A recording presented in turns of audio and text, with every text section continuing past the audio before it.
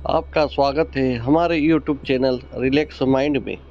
जय श्री गणेश। पौराणिक श्री गणेश कथा के अनुसार एक बार देवता कई विपदा में घिरे थे, तब वह मदद मांगने भगवान शिव के पास आए। उस समय शिव के साथ कार्तिकेय तथा गणेश जी भी बैठे थे। देवताओं की बात सुनकर शिव जी ने कार्तिकेय व गणेश जी से पूछा कि तुम में से कौन देवताओं के कष्टों का निवारण कर सकता है। तब कार्तिकेय व गणेश जी दोनों ने ही स्वयं को इस कार्य के लिए सक्षम बताया। इस पर भगवान शिव ने दोनों की परीक्षा लेते हुए कहा कि तुम दोनों में से जो सबसे पहले पृथ्वी की परिक्रमा करके आएगा वही देवताओं की मदद करने जाएगा। भगवान शिव के मुख से यह वचन सुनते ही कार्तिकेय अपने वाहन मोर पर बैठकर पृथ्वी की परिक्रमा के लिए निकल गए, परंतु गणेश जी सोच में पड़ गए कि वह चूहे के ऊपर चढ़कर सारी पृथ्वी की परिक्रमा करेंगे तो इस कार्य में उन्हें बहुत समय लग जाएगा।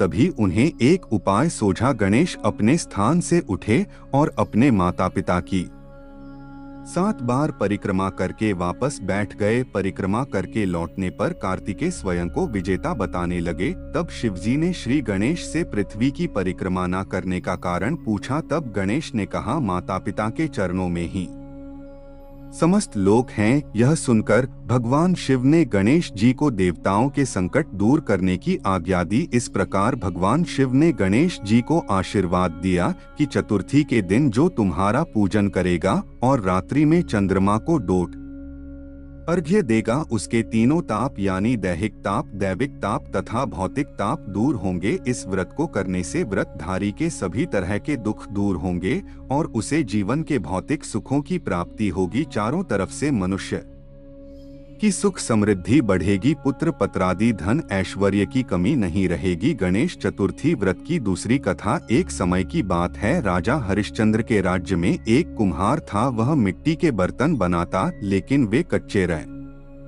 जाते थे। एक पुजारी की सलाह पर उसने इस समस्या को दूर करने के लिए एक छोटे बालक को मिट्टी के बर्तनों के साथ भट्ठे में डाल दिया। उस दिन संकष्टी चतुर्थी का दिन था। उस बच्चे की माँ अपने बेटे के लिए परेशान थी। उसने गणेश जी से बेटे की कुशलता की प्रार्थना की। दूसरे दिन जब कुम्हार ने सुबह उठकर देखा तो भट्ठे में उसके बर्तन तो पक गए थे, लेकिन बच्चे का बाल बांका भी नहीं हुआ था। वह डर गया और राजा के दरबार में जाकर सारी घटना बताई। इसके बाद राजा ने उस बच्चे और उसकी मां को बुलवाया तो मां ने सभी तरह के विघ्न को दूर करने वाली संकष्ट चतुर्थी का वर्णन किया। इस घटना के बाद से महिलाएं संतान और परिवार के सौभाग्य के लिए संकट चौथ का व्रत करने लगी। गणेश चतुर्थी व्रत की तीसरी कथा। एक समय की बात है कि विष्णु भगवान का विवाह लक्ष्मी जी के साथ निश्चित हो गया। विवाह की तैयारी होने लगी। सभी देवताओं को निमंत्रण भेजे गए, परंतु गणेश जी को निमंत्रण नहीं दिया। कारण जो भी रहा हो, अब भगवान विष्णु की बारात जाने का समय आ गया। सभी देवता अपनी पत्नियों के साथ विवाह समारोह में आए। उन सब ने देखा कि गणेश जी कहीं दिखाई नहीं दे रहे हैं।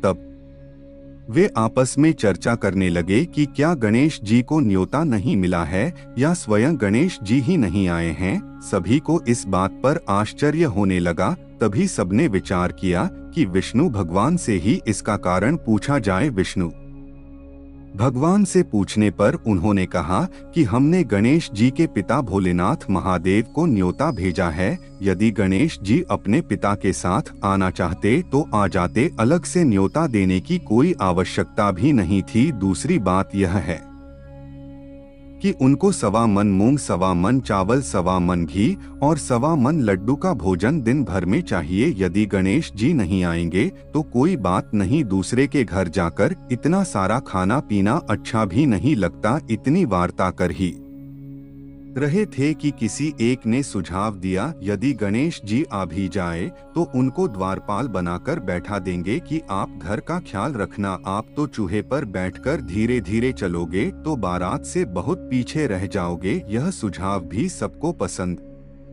आ गया तो विष्णु भगवान ने भी अपनी सहमति दे दी। होना क्या था कि इतने में गणेश जी वहां आ पहुंचे और उन्हें समझा बुझाकर घर की रखवाली करने बैठा दिया। बारात चल दी। तब नारद जी ने देखा कि गणेश जी तो दरवाजे पर कि बैठे हुए हैं, तो वे गणेश जी के पास गए और रुकने का कारण पूछ गणेश जी कहने लगे कि विष्णु भगवान ने मेरा बहुत अपमान किया है। नारद जी ने कहा कि आप अपनी मूषक सेना को आगे भेज दे तो वह रास्ता खोद देगी, जिससे उनके वाहन धरती में धंस जाएंगे, तब आपको सम्मान पूर्वक बुलाना पड़ेगा। अब तो गणेश जी ने अपनी मूषक सेना जल्दी से आगे भेज दी और सेना ने जमीन पोली कर दी। जब बारात वहां से निकली तो रथों के पहिए धरती में धंस गए।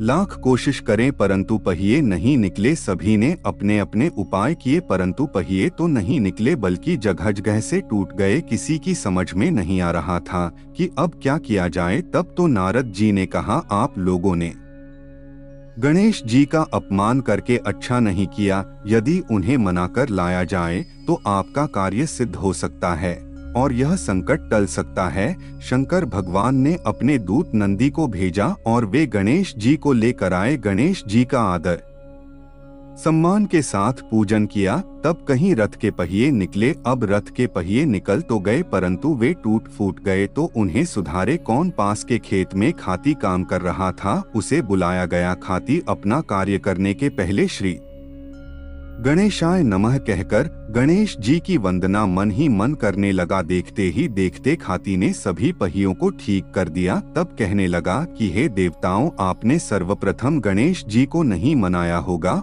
और ना ही उनकी पूजन की होगी, इसीलिए तो आपके साथ यह संकट आया है। हम तो मूर्ख अज्ञानी है, फिर भी पहले गणेश जी को पूजते हैं, उनका ध्यान करते हैं। आप लोग तो देवता गण हैं, फिर भी आप गणेश जी को कैसे भूल गए? अब आप लोग भगवान श्री गणेश जी की जय बोलकर जाएं तो आपके सब काम बन जाएंगे और कोई संकट भी नहीं आएगा। ऐसा कहते हुए बारात वहां से चल दी और विष्णु भगवान का लक्ष्मी जी के साथ विवाह संपन्न करा के सभी सकुशल घर लौट आए। बोलो गजानन भगवान की जय।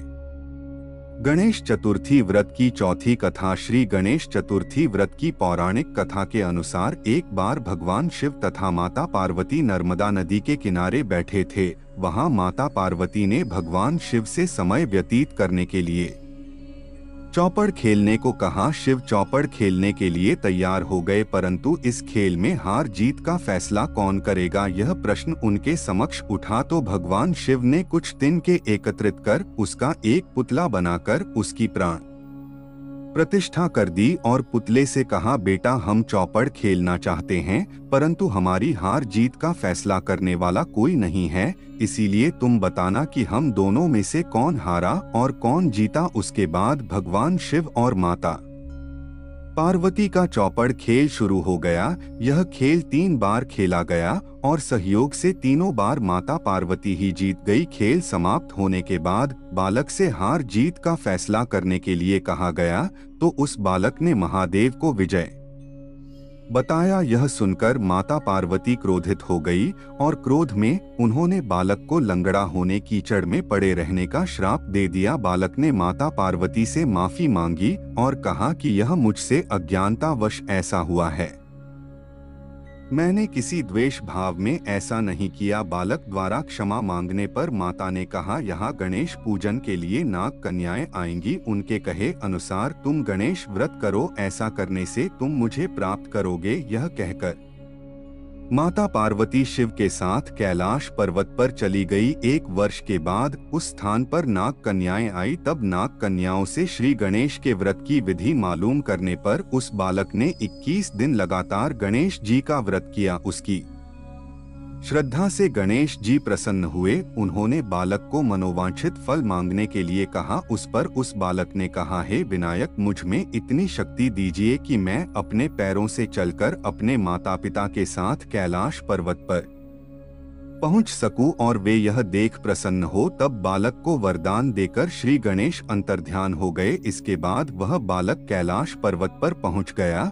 और कैलाश पर्वत पर पहुंचने की अपनी कथा उसने भगवान शिव को सुनाई। चौपड़ वाले दिन से माता पार्वती शिव जी से विमुख हो गई थी। आठ देवी के रुष्ट होने पर भगवान शिव ने भी बालक के बताए अनुसार 21 दिनों तक श्री गणेश का व्रत किया। इस व्रत के प्रभाव से माता पार्वती के मन में भगवान शिव के ये जो नाराजगी थी वह समाप्त हो गई। तब यह व्रत विधि भगवान शंकर ने माता पार्वती को बताए। यह सुनकर माता पार्वती के मन में भी अपने पुत्र कार्तिकेय से मिलने की इच्छा जागृत हुई। तब माता पार्वती ने भी 21 दिन तक श्री गणेश का व्रत किया तथा दूर्वा फूल और लड्डुओं से गणेश जी का पूजन अर्चन किया। व्रत के 21वें दिन कार्तिक स्वयं माता पार्वती जी से आ मिले। उस दिन से श्री गणेश चतुर्थी का यह व्रत समस्त मनो कामनाओं की पूर्ति करने वाला व्रत माना जाता है। इस व्रत को करने से मनुष्य के सारे कष्ट दूर होकर मनुष्य को समस्त सुख सुविधाएं प्राप्त होती हैं।